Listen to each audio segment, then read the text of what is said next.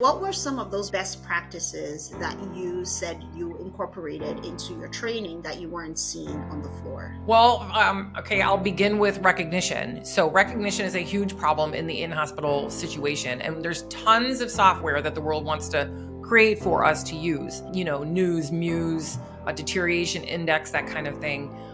So I got to thinking about, what does EMS do in who can triage in emergency medical services?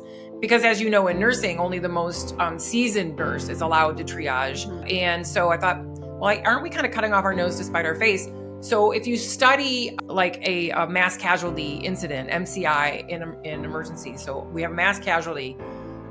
What happens in the field is kind of the anybody, and it could be an EMT, is given the job of triaging, so green, yellow, red.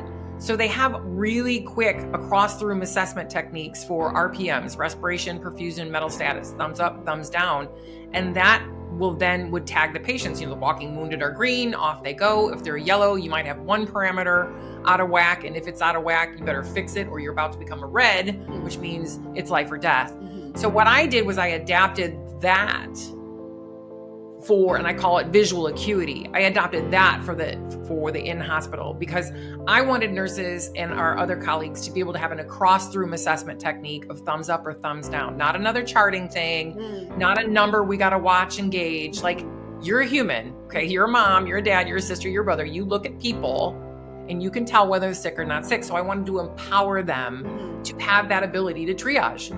Everyone should be triaging with confidence. And then I go one step further. If their patient is a yellow or red, they have an action step.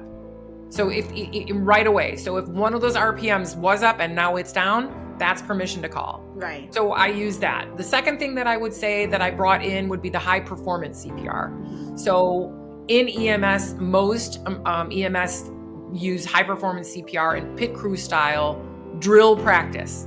So they know their roles just like a pit crew in NASCAR, and they get around the patient. They know the role. Right. And it doesn't have to be pre-assigned. Like, it depends on where they land when they get there, and they know that role, and they all train all of those roles repetitively. Right. So in co-prep in the in-hospital setting, I critically reinforce rescuer 1, 2, and 3, which is everybody. Everybody. The requirement is basic life support.